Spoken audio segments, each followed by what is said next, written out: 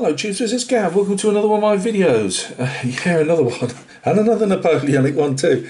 There will be some World War II coming up at some stage, maybe in the week when they get here. These are for my client I've been painting for recently. He's building up a British epic army, Warlord Games epic, as you can see by the figures in front. However, he wanted some shooting poses, firing poses, whatever you want to call them. And he obviously couldn't find them in that range, so he's gone to alternative armies and got these. Were they tabletop games back in the 80s? As I've told you before, I remember painting some French ones back in the 80s. Now, there's normally around 20 or 40 figures a piece? 20 figures a piece, I believe, that go on these Warlord, because these are Warlord bases. He wanted to keep them in with the other stuff he's got. However, all the best will in the world, there was no way I could get 20 on in whichever base. So he's gone for, well, as much as we could cram on really, which was 17, as long as as long as they were all the same number. So here they are. Not exactly historical. Somebody's going to get a face full of flash burns when there's rear rank fire, but they're on. And they do the job for the client, which is all that matters.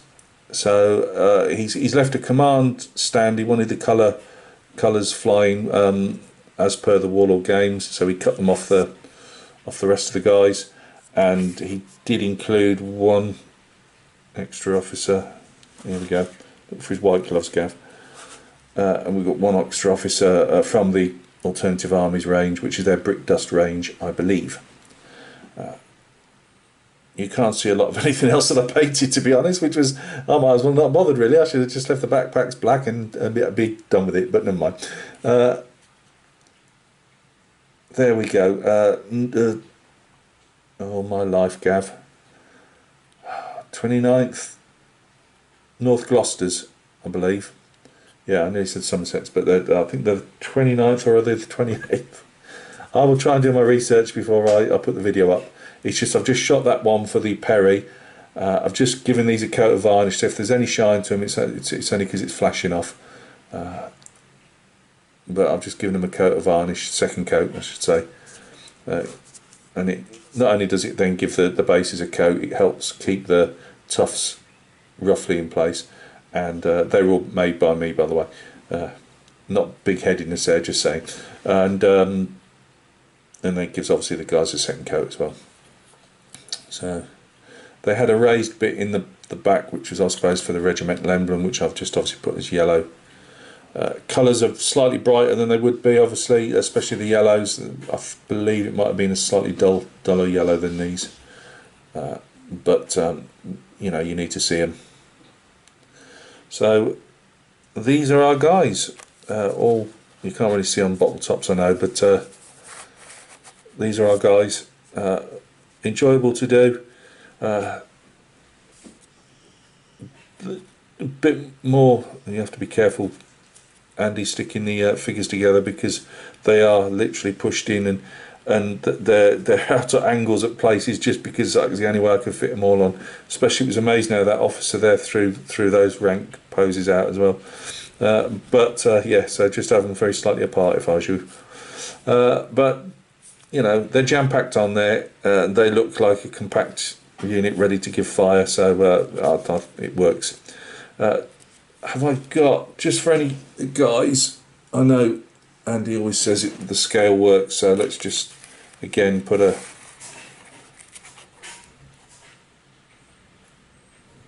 there you go. Obviously that's a set that I'm working on to sell at some stage, which will be the Royal Scots.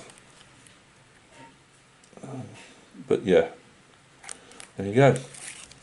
So thank you very much to the client. Thank you very much, guys, for stopping by and taking a look. The figures themselves don't, for these alternative army figures, they don't take a lot of cleaning up.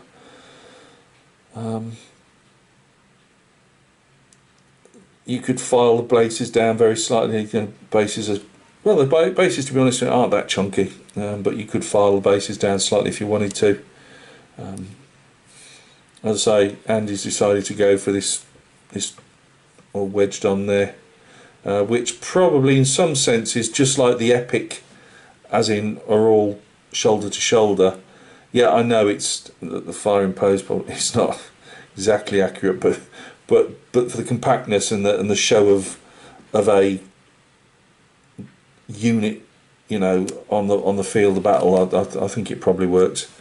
I've gone to town with the toughs just because I've had to literally move figures not below a millimetre, you know, just trying to get them so that they weren't all chipping off paint off each other as I was trying to get them on and all that. So I've really gone to town plastering in with tufts just to try and hide the bases a bit more.